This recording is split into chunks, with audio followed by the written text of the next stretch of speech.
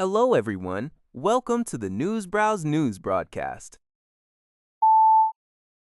According to Global News, Canadian aid organizations are calling on Prime Minister Mark Carney to take action against the expanded global gag rule implemented by former U.S. President Donald Trump.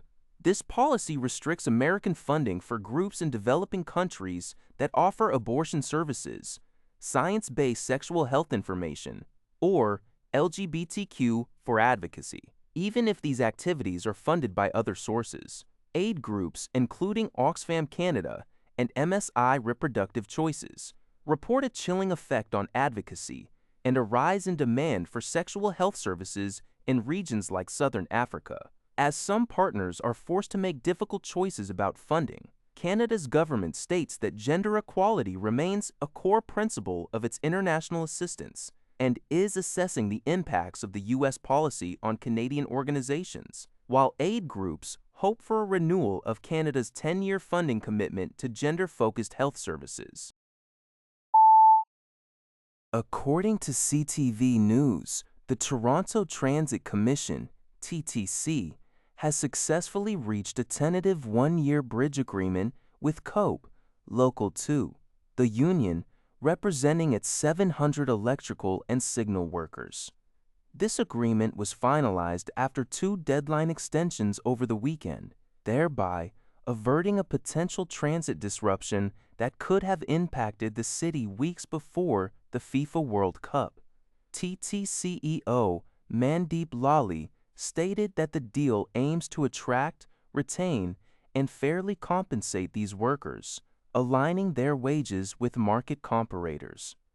He emphasized that the agreement provides immediate certainty for our employees, our customers, and the city, and ensures the stability needed to deliver world-class service, including during the upcoming FIFA World Cup 2026. CUPE, Local 2 President Sumit Dularia expressed satisfaction with the outcome, highlighting the members' achievements at the bargaining table and public support. He also noted that the TTC had threatened a lockout if no deal was reached by the initial deadline. The specific details of the agreement will remain confidential until ratified by both the TTC board and union members. The primary issues during negotiations were wages and scheduling. French President Emmanuel Macron has indicated that Quebec possesses the capacity to support France across a spectrum of areas, including research, artificial intelligence, and strategic cooperation. Macron conveyed this sentiment during a meeting with Quebec Premier Christine Frechette at the Élysée Palace. He welcomed Quebec's engagement, emphasizing its potential as a valuable partner for France and Europe. The Premier highlighted Quebec's significant resources in critical minerals, referring to the province's substantial share in Canada's critical and strategic mineral reserves.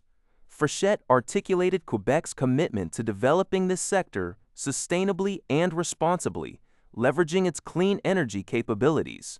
The meetings also involved discussions on defense spending and strategic mineral importance in the current geopolitical climate, with Quebec aiming to secure a share of anticipated defense contracts. This visit underscores the strengthening economic and strategic ties between Quebec and France. Global News.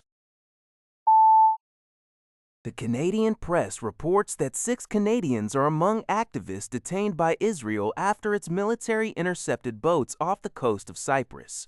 The vessels were part of the global Flotilla mission, which aimed to break Israel's naval blockade of Gaza. Identified Canadian detainees include Safa Chebi, a political organizer from Montreal, Omar Shaban, an engineer and sustainable agriculture organizer from Toronto, Ko Tinmong, an activist from Toronto, Sebastian Toe, a community organizer from Vancouver, Michael France, a boat technician and activist from Vancouver, and Norad Bouzi, a harm reduction worker and advocate from Toronto. In total, 12 Canadians were part of the approximately 500 activists on more than 50 vessels that departed from Marmaris, Turkey. Organizers stated that the Canadian contingent planned to go on a hunger strike if detained. The interception, unlike previous incidents, occurred in broad daylight, with Israeli troops boarding the ships, causing a live stream to abruptly end. A Cypriot official confirmed Israel did not request assistance but notified Cyprus that all aboard the intercepted boats are in good health.